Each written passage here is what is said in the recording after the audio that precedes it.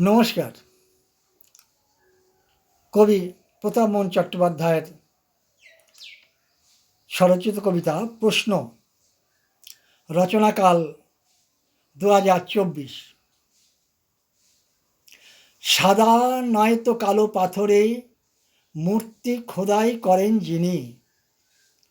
সাদা নয়তো কালো পাথরে মূর্তি খোদাই করেন যিনি। মূর্তি ধারণ হলে পরে সেই শিল্পীকে কজন চিনি। ঠক ঠক করে শব্দ তুলে ঘা মেরে চলেন নিপুণ হাতে। তাঁর স্মরণে হয় না পূজা, পড়ে না অর্ঘ্য তারি পাতে। পাথর যখন শুধুই বস্তু, পাথর যখন শুধুই বস্তু, তুচ্ছ সে তো মূল্যহীন। কত মানুষে মারিয়ে তারে সর্বাঙ্গ করে মলিন।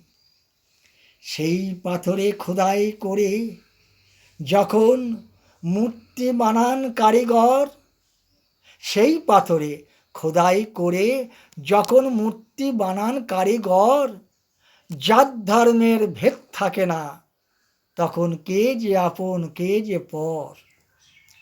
মূর্তি যখন পরিপূর্ণ, মূর্তি যখন পরিপূর্ণ দেবালয়ে অধিষ্ঠান, প্রাণ প্রতিষ্ঠা হলেই পরে হয়ে ওঠেন ভগবান। যখন সবার হাতে অর্ঘ্য ডালি, যখন সবার হাতে অর্ঘ্য ডালি দেব আলয়ে করেন ভিড়, তখন সেই কারিগর অনাহারে দু চোখে তার আধার নীড়।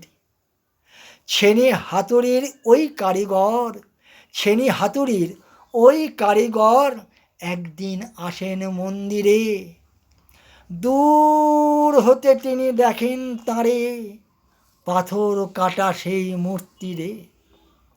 ভক্তের ভিড়ে ভরা দেবালয়, কে চেনে তারে কে বা কথা কয়।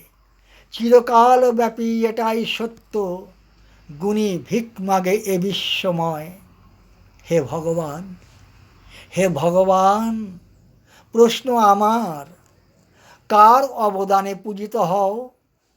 হে ভগবান, প্রশ্ন আমার, কার অবদানে পূজিত হও। মূর্তি গড়ার কারিগর যিনি, তাঁর তরে কি তুমি হে নও। সাদা নয়তো কালো পাথরে মূর্তি খোদাই করেন যিনি, মূর্তি ধারণ হলে পরে সেই শিল্পীকে কজন চিনি। ওগো দয়াময়, ওগো দয়াময়, বলো বলো তুমি কার। প্রশ্ন আমার। নমস্কার।